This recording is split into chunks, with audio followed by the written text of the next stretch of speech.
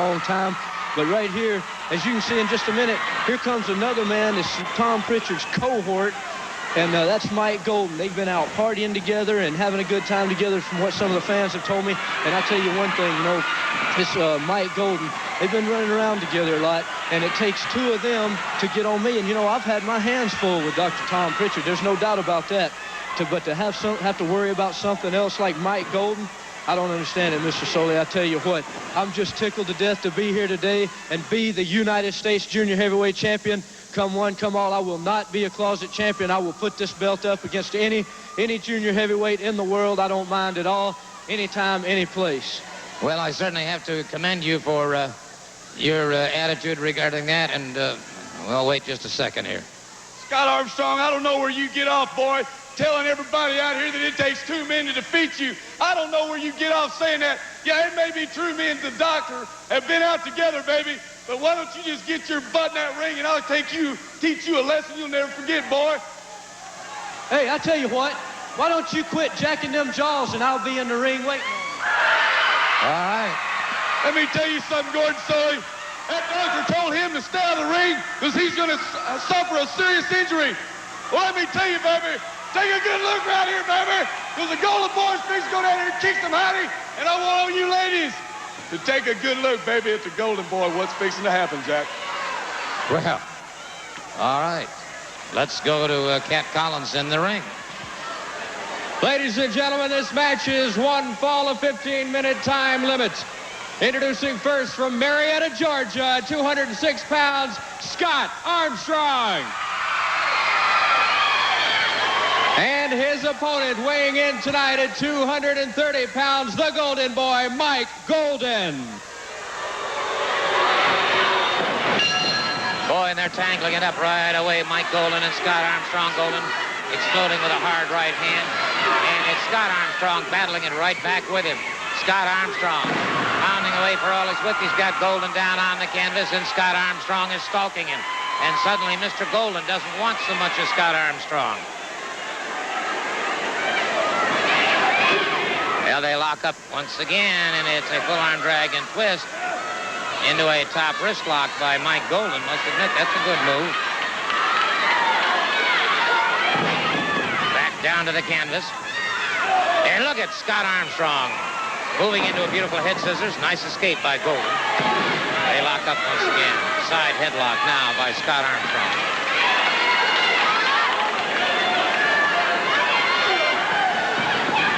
Jimmy Hampton is the referee in there right now. Good leapfrog by Armstrong, and he catches him with a nice drop kick. Good spin under takedown by Scott Armstrong. Much to the pleasure of the thousands jamming Boutwell Auditorium. By the way, stand by, Montgomery. Wrestling coming your way Wednesday, June 17th. Big special night of competition in Montgomery on the 17th. Special autograph session that'll take place at 7:30. Bring your cameras and get pictures of your favorite wrestlers.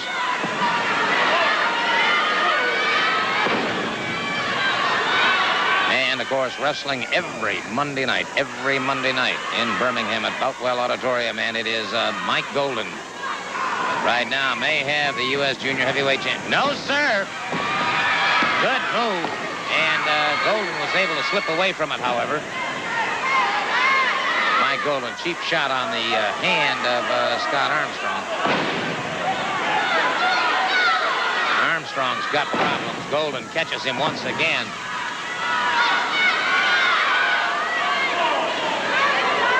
And it is Mike Golden. Again, punishing Scott Armstrong.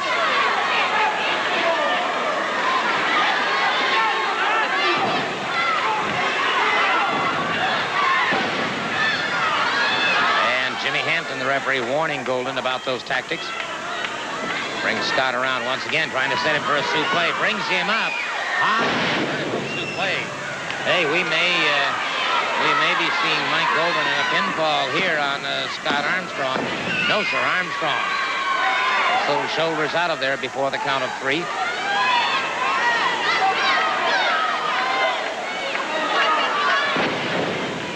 Went for a very variation of the neck breaker, and Scott Armstrong is in trouble.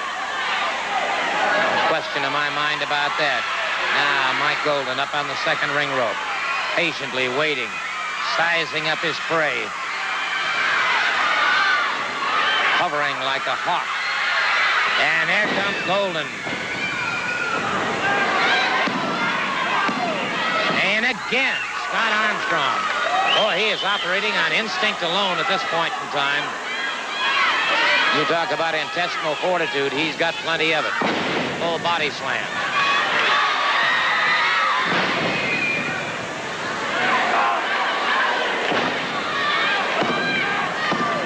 And this is the fourth time now that Golden has tried to go for the pin. And each time, Scott Armstrong has been able to slip away from it.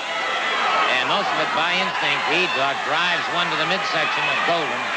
Drives another one. Scott Armstrong connects that time. And now, Scott Armstrong. That adrenaline really beginning to flow now. Great second effort. Brings him up high flip into the center of the ring. Scott Armstrong moving in and Golden backing away. Scott Armstrong has him up. Full body slam. Scott Armstrong very much in command here. And this is where that never say die attitude of the Armstrong family. I'm talking about Steve, I'm talking about Brad, and I'm talking about their dad, Bob. Beautiful drop kick coming off the top rope, and Golden is down. And that may be it.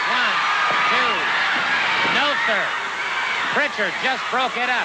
Tom Prichard just rolled the referee. The referee signaling now for a disqualification. Prichard attacking the referee. Now he's after Scott Armstrong once again. And we've got some problems now. And it is Scott Armstrong. They're 2-on-1. They catch him with a double lariat coming off the ropes. Mike Golden. And now they're trying to set him up for Tom Prichard. Hold on. There's the bullet. The bullet just exploded into the ring. The bullet just exploded into the ring. Mr. Golden and Mr. Prichard have got their problems now. They wanted 2-on-1. Now they've got 2-on-2. And the bullet chasing him out, and now Prichard beating a hasty retreat. And Scott Armstrong is right after him, catching him outside the ring. And we've got total bedlam and confusion going here now. The bullet catching Mike Golden, and now Scott Armstrong is after him. And let's stay with the action if we can. They're still battling it out. Well, I'll tell you what, we've got to get it broken up. We'll be back. We'll be back as soon as we get some order restored.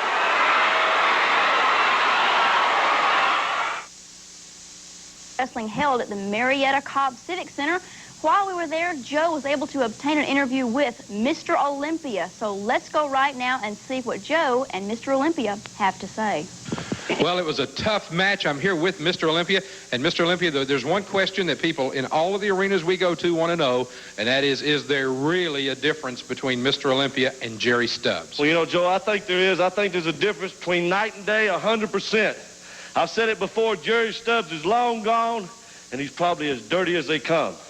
But now there's a dirty white boy running around, and he's trying to run away from Mr. Olympia. You know, never mind who's underneath this mask. When you're looking at me, you're looking at Mr. Olympia. And I am after the dirty white boy. And you know, I said it before. I knew when I come back trying to get Tony Anthony, the dirty white boy, that I was going to have to go through a lot of people. I figured I was going to have to go through the grappler, but I hear he's gone. I figured I was going to have to go through Dutch Mantell. Well, I hear he's busy. So now there's a Jonathan Boyd running around. A nasty individual. He's always been nasty. Anytime you become one of the original sheep herders, you got to be nasty. And he's about as nasty as the dirty white boy. So I know before it's over, I got to go through Jonathan Boyd. But I told you, white boy, it didn't matter to me who I had to go through to get to you, because you're the one that's on my mind day in and day out. And I won't be through until I get you off my mind. And, you know, I heard you talking Nick Bockwinkel. Well, I know he's having troubles with Kurt Hennig. But my name's in the pot, too. Just like Wendell Cooley, Bob Armstrong, the Bullet, anybody else, I want to be in there. I want a chance at the AWA Heavyweight Championship because I heard there's never been a masked man world champion. That's true. And I'd like to be the first. Well, if there really is a difference, we'll wish Mr. Olympia good luck. Thank you, Joe. This interview might best be entitled A Man Within a Podium, Man. and I understand that you want to look at some videotape. I got a little bit of tape right here that I would like for you to show, Gordon Solie. Could I just explain exactly what's happening here? Well, I think that's only fair, and certainly I realize there's a situation that's between you and Mr. Olympia. Jerry Stubbs, Olympia, whatever. Right here, he caught Lynn Denton. Everybody knows that the grappler is Lynn Denton. He caught him with a clothesline right here.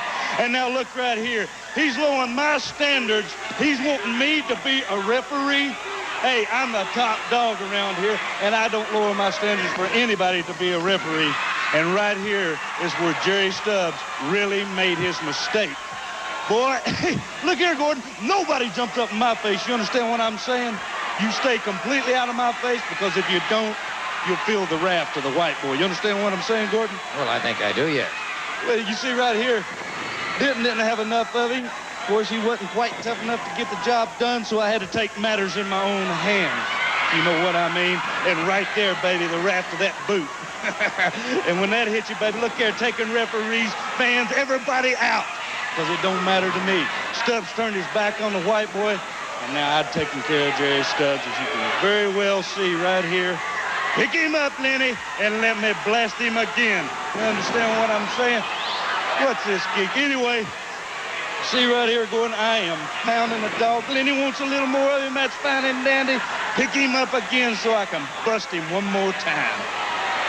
Well, obviously, in a situation 2-on-1, changes things considerably. 2-on-1, Gordon Solie. I didn't need Lynn Denton in the ring to begin with. I can take care of Jerry Stubbs or Mr. Olympia, whatever you want to call him, anytime and any place. Well, I've heard your comments, and obviously we have a gentleman in the ring right now. He's wanting me to come down there. Let me tell you something, Stubbs. I'm not going to bloody my hands up today, because I got some people to do it. Boys, hit the ring. Hey, wait a minute. Wait a second. Well, I'll tell you what. They hit the ring, and Mr. Olympia, we've got one of the Mad Squad. Don't worry, right here comes another one. They're going to take care of business for me, baby, because I don't want to bloody my hands today. Well, there's no way that one man... Oh, over the top rope, and I'll tell you what. Mr. Olympia is handling things pretty doggone well. Well, maybe right now, but it won't last long, I'll guarantee you that. Well, he's got him down, and it looks down like he's down for the count. And Mr. Olympia is clearing the ring. In fact, he has cleared the ring. You want me down there, boy? Is that what you're saying? Gordon Solie, I should have never sent two boys to do a man's job. I'm going down there and taking care of business myself. All right. So the dirty white boy headed toward the ring. And now the lady with him arguing, and here he comes. The dirty white boy charging in. And Mr. Olympia wasting no time, as we've got a Pier Sixer going now. The dirty white boy caught, and Mr. Olympia catches him once again. Mr. Olympia explodes another hard right hand on the jaw, and it is now Olympia caught in the midsection, dropped to the canvas. And we've got the referee trying to break this situation up. Single leg pickup now, and the dirty white boy continuing to pound away. And now the referee thrown to one side, and Mr. Olympia after the dirty white boy, and he is beginning to exact his pound of flesh at this point in time. And again, the referee there. Now we have another referee on hand trying to get this situation separated, and they could not hold. They could not hold the man. There's no question about that. And the dirty white boy again pounding away. And we have now even a third referee in there trying to get some order established. And things have really gotten out of hand several times during this hour of Continental Championship Wrestling. But again,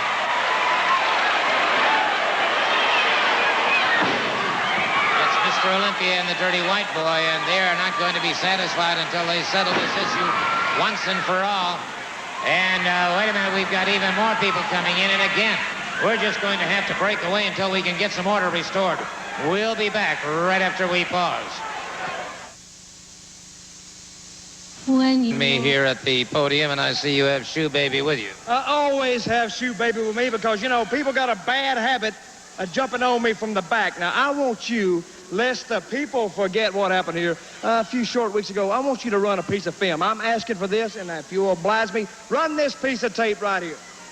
All right, well, we'll take a look at it. I obviously know what you have in mind, and, of course, it's a gentleman that you took a great deal of pleasure in beating. Okay, what happened here? You see, Scott Casey was in there trying to be a big man. Hey, if you can't run with the big dogs, then stay on the leash. Now, you see there, a lot of people want to get 2-on-1. Well, that's 1-on-2. Look at that. That referee felt the wrath of it. And there is your Continental champion on the ground. There's Scott Casey on the ground. And I'm standing up proud and tall like I know I can be. Now, that's all I need to see of that. Lest the people forget, I am the Southeastern heavyweight champion. And I would just like to show the people a little list right here. And it's called Dutch's Victims. Can you get a shot of that? Dutch's Victims. Adrian Street, number 1. Scott Casey, number 2. And 1 referee. And I'm going to add a name on this. I'm going to add Wendell Cooley. I'm going to put his name here because he is the Continental champion and I'm the Southeastern champion, and he's going to be my next victim because what's going to happen is they're talking about unifying the 2 belts, the Southeastern belt, which is mine, and the Continental belt, which is going to be mine, and Wendell Cooley is my next victim right there. Now, I don't know what these people of Continental Wrestling think, but they got a man in the ring right now that wants to try on Dutch Mantell for size, and I'm going to oblige him, baby. I'm going to let his tongue hang out like a long red necktie. Let the camera follow me to the ring because I got important business to take care of. All right, Dutch Mantell moving to the ring. And let's turn it over now to our ring announcer for the introductions. This match is 1 fall with television time remaining. Introducing first, at 210 pounds, Johnny Williams. And his opponent from Texas, 228 pounds, Dirty Dutch Mantell. All right, Dutch Mantell, and very quickly moves out against Johnny Williams. Wildcat Wendell Cooley has joined me here at the desk. Well, I heard Dutch Mantell out here talking about Southeastern people, how he don't like. Well, he's talking about a part of the country where I grew up in, and if he don't like it, he can leave. Now, he's got some victims right here on a piece of paper. Adrian Street, he run him out of town, that's true. He put Scott Casey out of wrestling for a while, and he did beat up a referee. But I think he put my name on this piece of paper just a little bit too soon, Gordon, if you know what I'm talking about. Because he's a tough man, I'm going to give him that, but I think he's only tough because he's got his bullwhip with him. Well, wait a minute, what's he doing with that whip now? Oh, man. No, I can't take this, Gordon, I got to. Wait a minute, this is totally uncalled for. Totally uncalled for. Dutch Mantell putting the whip to his hapless opponent. Now whipping the referee. And hold on. He missed with that one. And he missed again. Tripped him up that time. Tripped him up again. Wildcat Wendell Cooley. And we've got a battle going on for Shoe Baby. And it is Wildcat Wendell Cooley, and now he's got Shoe Baby. And Dutch Mantell knows, apparently, the sting of that whip, and he has left the area. Wildcat Wendell Cooley. Mantell thinking better of it. So Shoe Baby now in the position. Wait a minute. Look at this. Look at this. He is following him on out. He's got Shoe Baby ready to go, and Mantell is deciding that discretion is the better part of valor. He's leaving for another day. Da-dum, da-dum.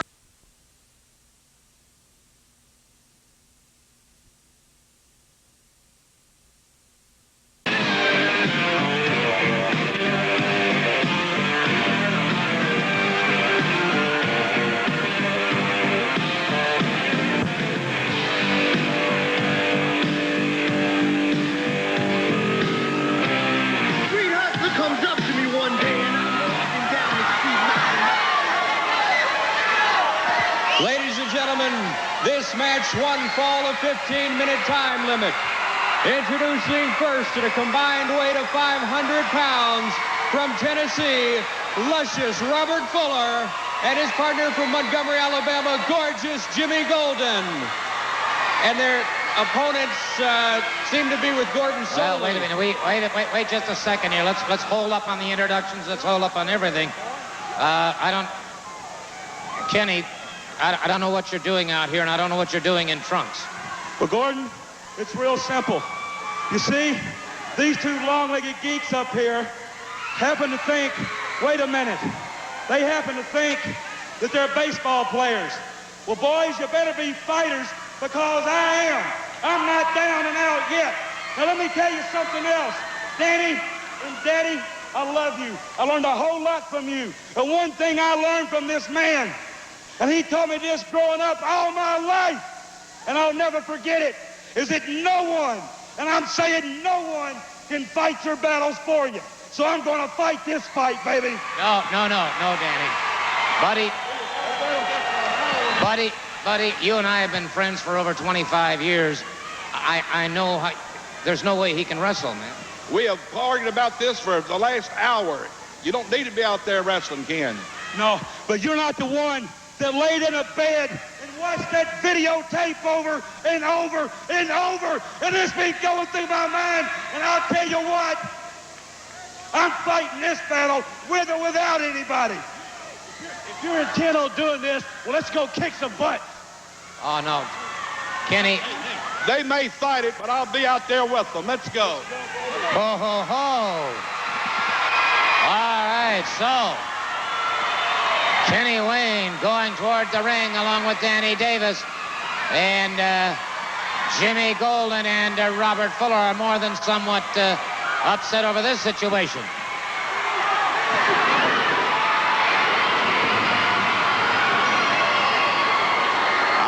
So they're into the ring, and Kenny Wayne pounding away now. Kenny Wayne, who has those ribs taped up. And brother, they have really gone to Fist City here. You talk about a total Pier 6 brawl. We've got one going.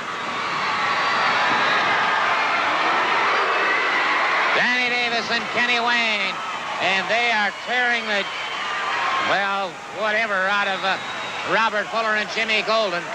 And we've got a tremendous crowd here at Boutwell Auditorium. And they are obviously very, very pleased at what they're seeing happen right now as Robert Fuller and Jimmy Golden are getting a taste of their own medicine. But Kenny Wayne has got to be, well, I don't know. I'll tell you what, this guy has superhuman courage, no question about that. How he could possibly come back and battle it out the way he's doing it right now.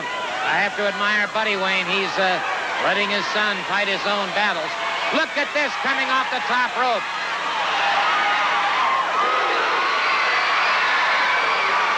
But you can see those ribs are bothering him. You can see that those ribs are bothering Kenny Wayne. But look at the nightmare. Boy, you talked about having the adrenaline really flowing. It is flowing now. And Robert Fuller and Jimmy Golden trying to figure out some way to get it together.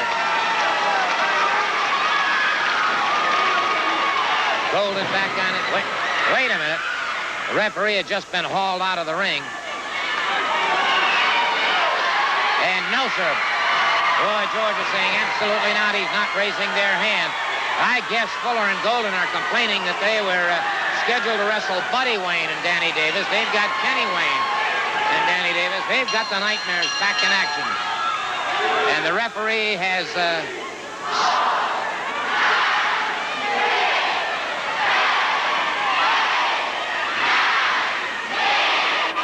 well, they're back in there. There was a count. I think I saw Ron West down there at ringside trying to get some kind of order restored. And Ron West, of course, a senior refereeing official. Beautiful drop kick. And, brother, I'll tell you what. Kenny Wayne, and he's got to be fighting an awful lot of pain. Got him in the sleeper. He has him in the sleeper.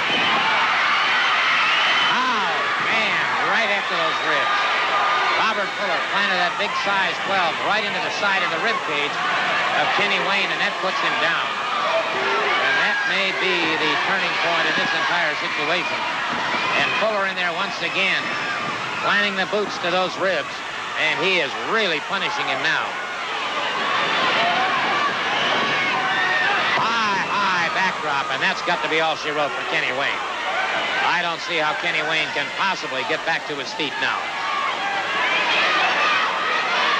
No way on earth can any man take that kind of punishment. Oh, look at this. Oh, power slam. Once again, down on those ribs.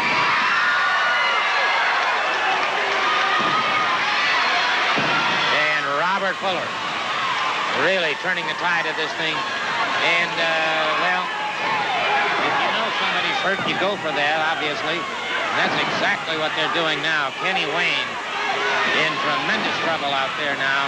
And I knew he made a mistake. I know perfectly well that he made a mistake when he went out there. He just isn't ready to return to wrestling. And Fuller and Golden are making sure that he understands it now. And this thing is turning into a... this is having some tragic consequences now. This thing is really a problem. They're double teaming on Kenny Wayne. And I don't know how this young lad, wow, tremendous second effort there. Caught him with a looping right hand. And a pair of headbutts. Gets him with another headbutt, slips away, gets over, makes the tag. And Danny Davis comes charging into the ring, catches Jimmy Golden. He catches Robert Fuller, he catches Golden once again. And again he catches Robert Fuller and puts him down to the canvas. Golden rocked back on his heels. And now Kenny Wayne is right in there with him. And any semblance to any kind of a wrestling match here, you can just about forget about. He's going for the abdominal stretch. Davis has the abdominal stretch on Jimmy Golden. And Fuller trying to get in there, broken up by Buddy Wayne. Buddy Wayne catches him, and Buddy Wayne uncorks the right hand on Fuller. Kenny Wayne off the ropes, catches Jimmy Golden. Danny Davis. It was unbeknownst to the referee, and Danny Davis gets the pinfall. Danny Davis gets the pinfall. And so the Nightmare has defeated Jimmy Golden and Robert Fuller. And that's a happy trio over there. I'm talking about Buddy Wayne, Kenny Wayne, and Danny Davis. But Kenny Wayne has taken a lot of punishment. He has taken a lot of punishment. Ooh. Oh, brother. They just caught Buddy Wayne with a steel chair, and now they're after Kenny Wayne. Oh, man. Oh, this is brutal. This is brutal, and how bad they're hurt, I just don't know. I just don't know. Kenny Wayne is down. They're just pounding away at Buddy Wayne now, and they are calling for the bell. They are calling for the bell. They're bringing him up for the pile driver. And they just jammed him in there. They just jammed him in. Well, I'll tell you what. We've got to get some help out to Buddy Wayne. We've got to get some help out to Buddy Wayne. We'll be back in just a moment. We'll be back in just a moment. Mantell. And his opponent from parts unknown, 238 pounds, Mr. Olympia. Mr. Olympia getting set to go after Dutch Mantell with the Southeastern Heavyweight Championship up for grabs here. Cat Collins, our ring announcer, leaving the ring area. Our referee for this event is Sean O'Brien. I'll tell you what, Fuller and Golden are going to have a lot of answering to the review board of Continental Championship Wrestling for their actions.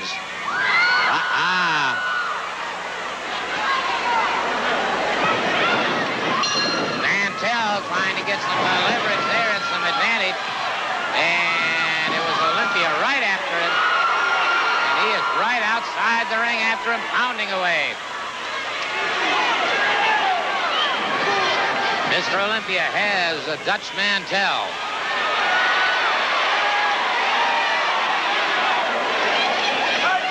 Mantell backing away. He's wanting a little time. Try and throw Olympia off stride if he can. Good arm drag takedown that time by Mr. Olympia.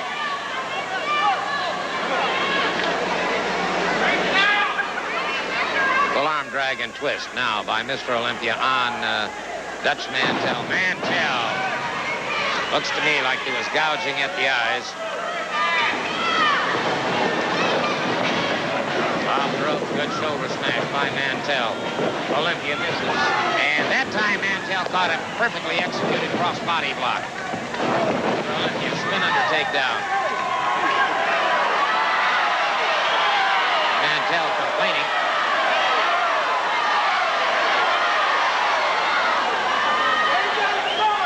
To no avail as far as I can see.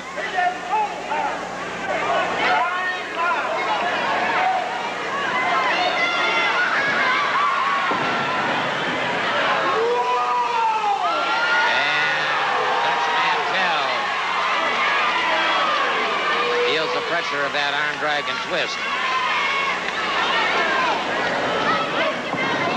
Off the ropes. Olympia caught him perfectly. Olympia brings him up, a full body slam.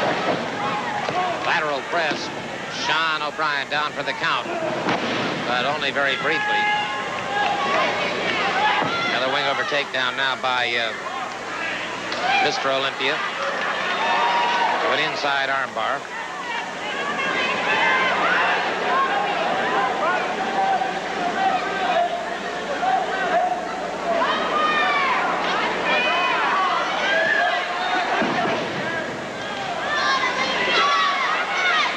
Mantell side headlock. Mr. Olympia fires upon Mantell, catches him a good shoulder smash. Olympia misses him, and he tried that cross body block again. This time, Mr. Olympia caught him mid-flight. Full power slam. And Mantell slips away from it.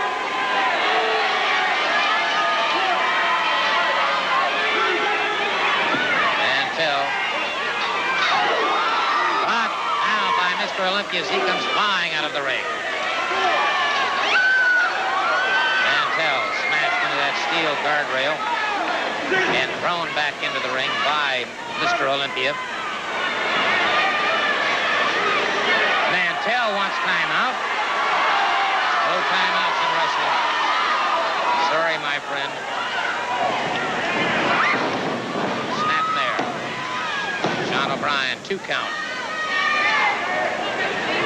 Mantell back to his feet.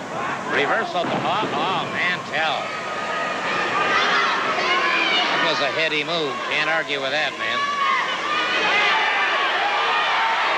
Mantell, like he was going for something. Olympia coming up rather slowly. And Olympia down again. Whatever it was, apparently he is, and Mantell arguing briefly with the referee, then drops an elbow into the chest of Mr. Olympia. Mr. Olympia, good second effort there, comes out of it before the 3 count.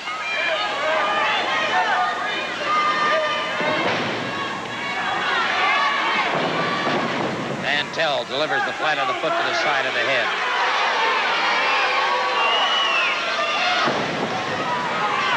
Mantell, at this point, very much in charge. Drives the knee into the left shoulder blade of now standing guillotine or abdominal stretch. And notice the extra leverage he's getting as he's grabbing the trunk. Sean O'Brien moving around very quickly, warning Mantell about those kind of tactics. And again, he's getting some extra leverage. Again, Sean O'Brien tried to catch him. So they've got Olympia trapped. And again, Mantell.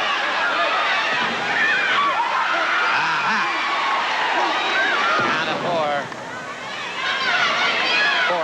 across the thoracic area of the back. And now Mantell delivers one to the midsection. Mantell has, ooh, brother. Reverse atomic knee drop.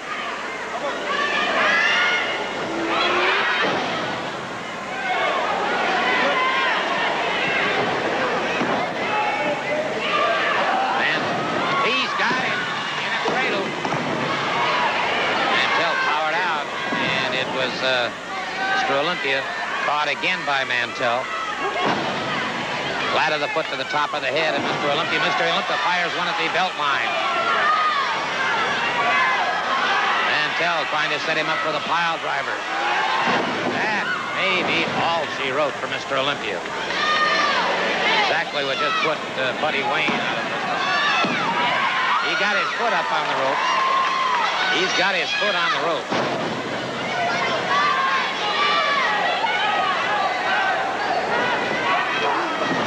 And again, he catches him with that short, powerful lariat.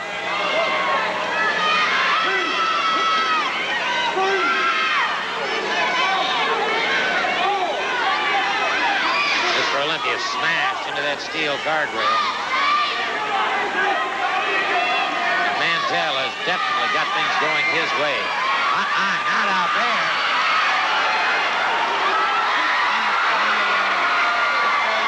Mantell comes down hard on a backdrop. Mantell coming up slowly. Mr. Olympia connects. He connects again and again. And now, Mr. Olympia getting that much-needed second effort going.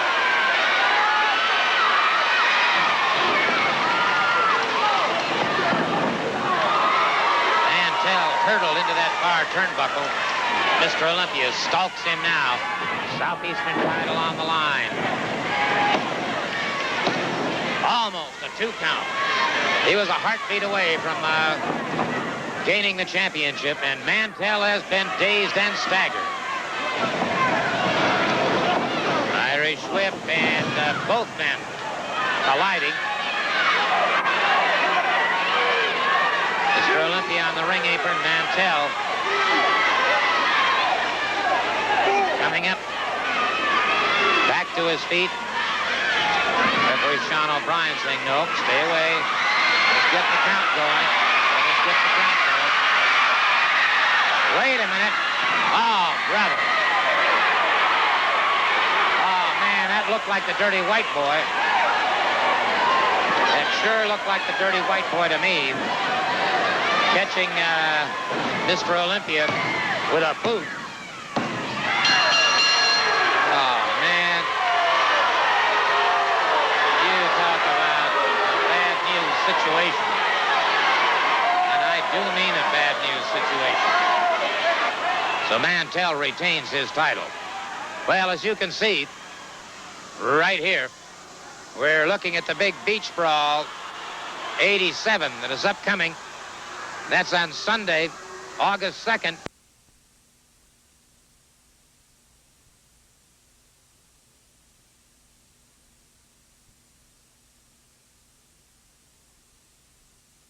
Caused as much controversy in Continental Championship Wrestling as any wrestler ever has, and more particularly over the fact that he is now the possessor of Shoe Baby, the bullwhip that was once owned by Mr. Dutch Mantell. Well, that's right. You said it right. Once owned. You know, this thing right here, Dutch Mantell called Shoe Baby, has created a lot of havoc around here, Gordon Solie, and probably all over the wrestling world, because ever since I've known Dutch Mantell, being in the Continental area, he has been stinging people and strapping people with his thing, including myself, Gordon Solie. And I took it upon myself to do a lot of people a favor, and that's take this bullwhip away, and he has whipped his last person with it, you know, because he has stung a few holes in me, Gordon, and he's got it coming. He's going to see the other end of this whip. Well, I understand you've been doing some research on bullwhips. Well, I went down to the library and I checked out a book on bullwhips, and I've read up on bullwhips, and these things were used to knock cattle down. Now, you can imagine what it'll do to a 225, 230-pound human being, Gordon. And you know where you get the pop from? The actual pop of a bullwhip comes when this thing curls on the end, Gordon. It's traveling faster than the speed of sound. Now, that's faster than a bullet. And that thing actually creates a small sonic boom. Yeah, a miniature sonic boom. That's it. That's where you get the pop. And can you imagine this thing traveling at that rate of speed across your skin? It don't glance off of your skin. When it hits, it cuts slam through, Gordon. And you know, when I took this thing from Dutch Mantell, I wasn't that good with it. I didn't even really know how to hold one in my hand. But I tell you, Gordon, I've been doing a little bit of practicing with it. You know what I mean? And he's going to see the other end of this bullwhip before it's all over. And I've heard that they're going to take and put up a 30-foot pole and put this shoe baby right on top of it. The first man to it's going to be able to use it. Now, I can come out here and say that I'm going to be the first man to get it. I can say that I'm going to burn holes all the way to the bone on Dutch Mantell. But I can't say that and really be honest about it because I don't know, Gordon. You know what I mean? Yep. Because who knows who's going to make it to the top of the pole. What I'm going to say is if and when I get my hands on this whip, Dutch Mantell, I'm going to promise you and I'm going to promise all of these people and all the people that you burn a hole in with this bullwhip that I'm going to whip you, boy, like you ain't never been whipped before. How about one more miniature sonic boom? All right, Gordon. Brother, you are mighty casual with that, and I think Dutch Mantell's in for a lot of trouble. We'll be back after we pause. The challenger from Tennessee, 238 pounds, the Dirty White Boy. Dixie, I don't want to go. If heaven ain't a lot like Dixie, I just as soon stay home.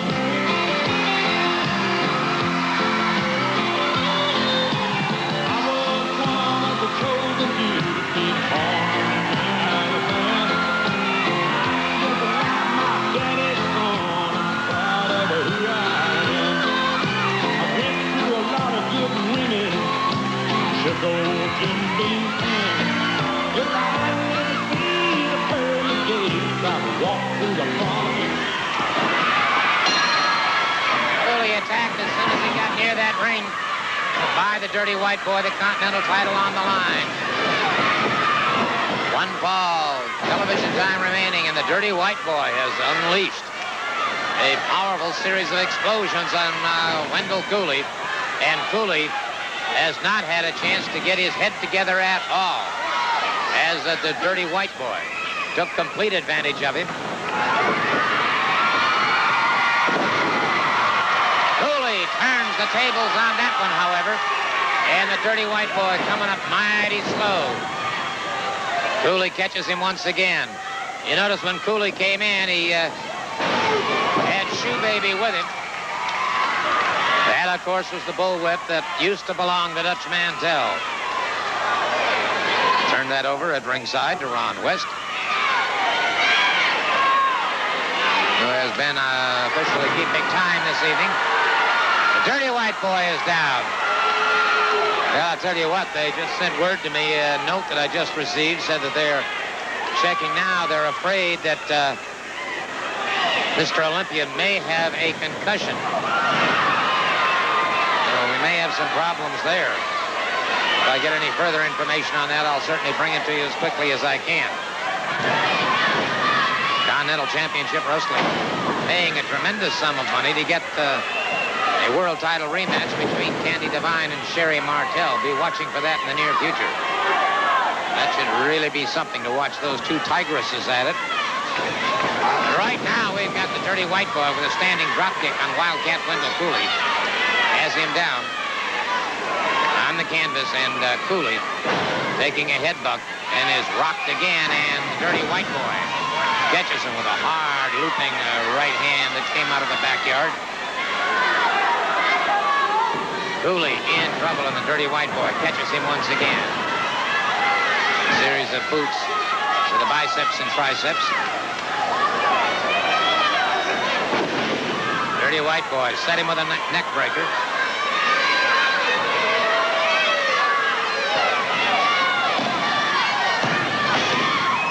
Power out. Now, still no word on Buddy Wayne either, by the way. As quickly as we get some word on that, we'll let you know. Casey tuned in.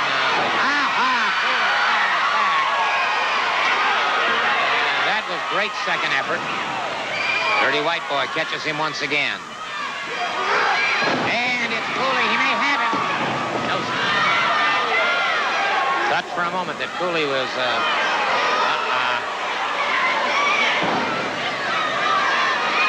cheap shot by the dirty white boy. And he's good at that.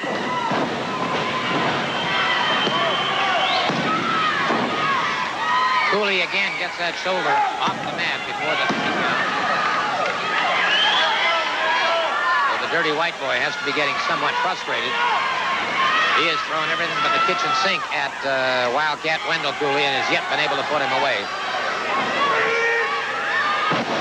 High vertical suplex by the dirty white boy.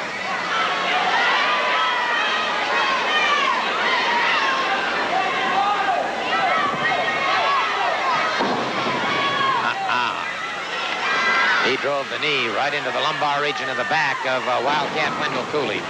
Drives it in there once again, and he's got Cooley in a lot of pain now.